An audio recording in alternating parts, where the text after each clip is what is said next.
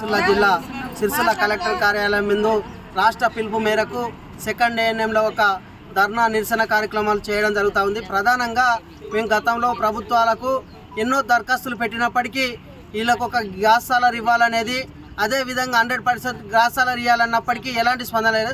అదేవిధంగా నూతన పోస్టులను కూడా పెంచాలని కూడా దరఖాస్తులు పెట్టినప్పటికీ అవి కూడా పెడసెవిన పెట్టినటువంటి గత ప్రభుత్వాలు. ఇప్పుడు ఈ ప్రభుత్వాన్ని ఒకటే కోరుతా ఉన్నాం, కాంగ్రెస్ ప్రభుత్వాన్ని ఈ ఒక పోస్టులను పెంచి వాళ్ళ ఒక సెకండ్ ఏఎన్ఎంలో ఉద్యోగాలు భర్తీ చేయాలి. అదేవిధంగా మొన్న ఎగ్జామ్లో పాస్ కాని వాళ్ళను ఇవాళ పూర్తి స్థాయిలో గ్యాస్ సాలరీ ఇచ్చి ప్రభుత్వ ఉద్యోగులుగా గుర్తించాలన్నది ఈ ప్రభుత్వాన్ని కోరుతా ఉన్నాం. ఇవాళ ప్రధానంగా ఎన్నో రోజుల నుంచి 40-30 ఏళ్ల నుంచి కూడా సేవలు అందిస్తూ ఆ సెకండ్ ఏఎన్ఎం నేషనల్ హెల్త్ మిషన్లో పనిచేస్తున్నటువంటి సెకండ్ ఏఎన్ఎంలను గతంలో మేము చెప్పినాం, ఫస్ట్ ఏఎన్ఎంలో మాదిరిగా వీళ్ళకు జీతాలు కూడా పెంచాలన్నప్పటికీ ఆ జీతాల పక్షాన కూడా నిర్లక్ష్యం వహించినటువంటి ప్రభుత్వాలు గత ప్రభుత్వాలు.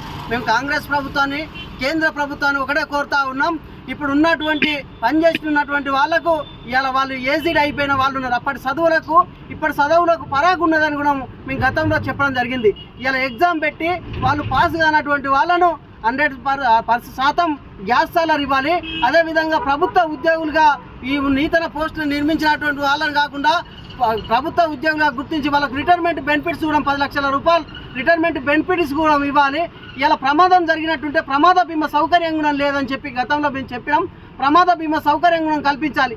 ఇలా వీళ్ళు ఇన్ని రోజులు కూడా సేవలు చేస్తూ ఉంటే ఇలా ప్రభుత్వ లోన్లు కూడా ఎలాంటి లోన్లు కూడా ఇలా ప్రభుత్వ ఉద్యోగులుగా గుర్తించక ప్రభుత్వ లోన్లు కూడా రానటువంటి పరిస్థితులలో ఇలా మగ్గుతూ ఉన్నారు. ఇలా ఒక డబల్ బెడ్రూమ్ ఇల్లు రానటువంటి పరిస్థితులలో మగ్గుతూ ఉన్నారు. పూర్తి స్థాయిలో వీళ్ళకు కూడా అర్హులైనటువంటి వాళ్ళకు ఇల్లు కానీ ఇళ్ల స్థలాలకు లోన్లు కానీ ఇవ్వాలి. అదేవిధంగా వీళ్ళ ఒక పెన్షన్ సౌకర్యం కూడా మేము గతంలో కూడా చెప్పినాం, పెన్షన్ సౌకర్యం కూడా వీళ్ళకు ఇవి 10,000-5,000 రూపాయల పెన్షన్ కూడా ఏర్పాటు చేయాలనేది కూడా చెప్తా ఉన్నాం. ప్రధానంగా ఈ యొక్క జీతంలో సగం వేతనం పెన్షన్ కూడా ఇవ్వాలనేది కూడా మేము కోరుతా ఉన్నాం. ఈ ప్రభుత్వంలో లేని వేళలో ఈ యొక్క నిరసన కార్యక్రమం కాదు, రాష్ట్ర పిలుపు ఇచ్చిన తర్వాత కూడా పెద్ద ఎత్తున ఆందోళన కార్యక్రమం చేయడానికి కూడా సిద్ధమైనామని సందర్భంగా ఏఐటీసీ జిల్లా సెక్రటరీగా తెలియజేస్తా ఉన్నాం. నమస్కారం అండి. మేము రాజన్న సిరిసిల్ల సెకండ్ ఏఎన్ఎంకి ఈరోజు ఇక్కడ కలెక్టరేట్ ముందు మేము నిరసన వ్యక్తం చేయడానికి కారణం ఏంటంటే, 1 సంవత్సరం క్రితము బీఆర్ఎస్ పార్టీ ప్రభుత్వం ఉన్నప్పుడు మాకు గత 17 సంవత్సరాల నుండి నోటిఫికేషన్ లేదు. అప్పటి నుండి గత ప్రభుత్వము అక్టోబర్లో నోటిఫికేషన్ వేసింది. 1930 పోస్టులతోటి నోటిఫికేషన్ వేసింది.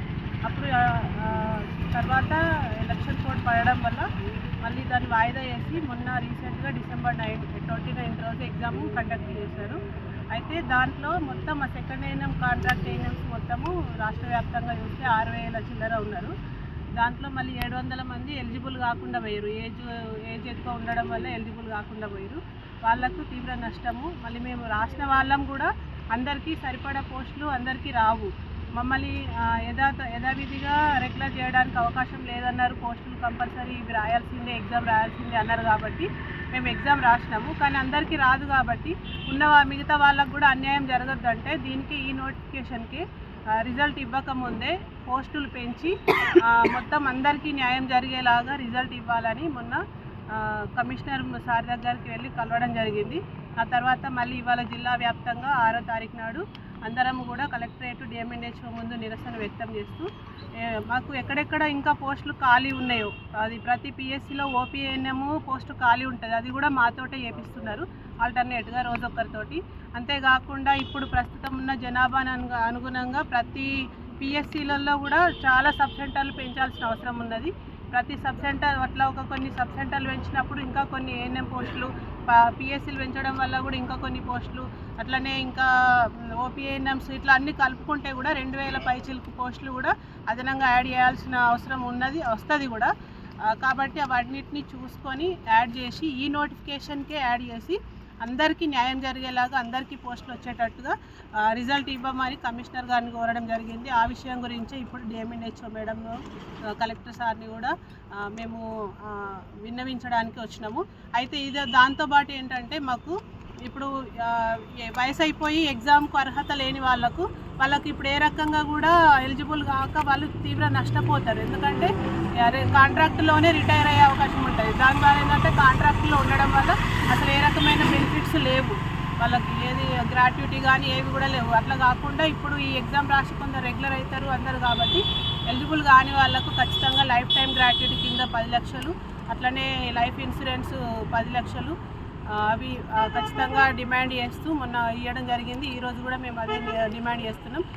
అంతేకాకుండా ఇప్పుడు పోస్టులు పెంచినా కూడా ఇప్పుడు ఎగ్జామ్లో వేసిన పోస్టులు మరియు ఇంకా పెంచిన పోస్టులు వేసి ఫిల్ చేయంగా కూడా ఇంకా మిగిలిపోయిన వారు ఎవరైనా ఉంటే కూడా వాళ్ళకు కూడా 100% గ్రాస్ సాలరీ కంపల్సరీ ఇవ్వాలని, అట్లనే 7 నెలల పిఆర్సీ బకాయిలు చాలా ఇప్పుడు 4 సంవత్సరాల నుండి మాకు బకాయి ఉన్నాయి.